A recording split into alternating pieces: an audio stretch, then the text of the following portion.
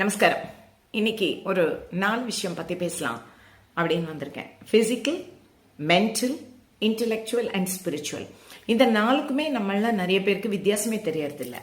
Physical அப்படியானாக்கா நம்மளுடைய பசி, உணவு, நியூட்ரிஷன், நம்ம ஃபிட்னஸ், நம்மளுடைய நோயற்ற தன்மை அல்லது நோய் இருக்கா, இன்ஜுரி ஆகுதா, இந்த மாதிரியான விஷயங்கள் எல்லாம் பிசிக்கல்ல வரும்.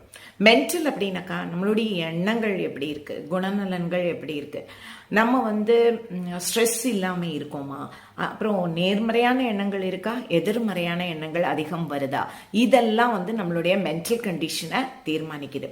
இன்டெலெக்சுவல் அப்படின்னாக்கா நம்மளுடைய கெப்பாசிட்டி இன்டெலெக்சுவலா, அதாவது எப்படி ஒரு விஷயத்தை நம்ம கத்துக்கிறோம், நம்ம விமர்சனங்களை எப்படி கொடுக்கிறோம், விமர்சனங்களை எப்படி ஏற்றுக்கொள்கிறோம், நம்ம எவ்வளவு கிரியேட்டிவா இருக்கோம், ப்ராப்ளம் சால்விங்கான டெண்டன்சி நம்மளுக்கு இருக்கா, இல்லை அதுக்கு சக்கம்பாகிறோமா, இந்த மாதிரி விஷயங்கள் எல்லாம் இன்டெலெக்சுவல்ல வருது.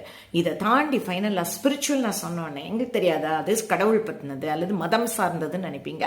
அப்படி இல்லை, அதுவும் இருக்கு. பட் நம்மளை தாண்டி நம்மளால சிந்திக்க முடியுதா, அதுதான் ஸ்பிரிச்சுவல்.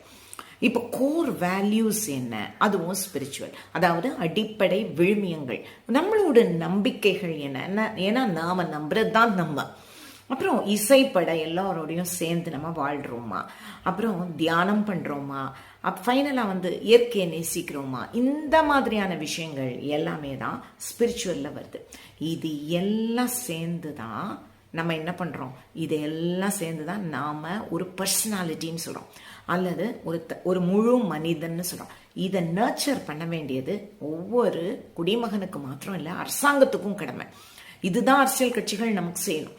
இந்த விஷயம் என்ன சொல்லலாம்னு கேட்டீங்கன்னா, தீன்தயாள் உபாத்யாயா இருக்காங்கல்ல, அவங்களோட இன்டெகிரல் ஹியூமனிசம்ல இருந்து தான் நான் இந்த விஷயத்தை எடுத்துட்டு வந்திருக்கேன் இன்னைக்கு.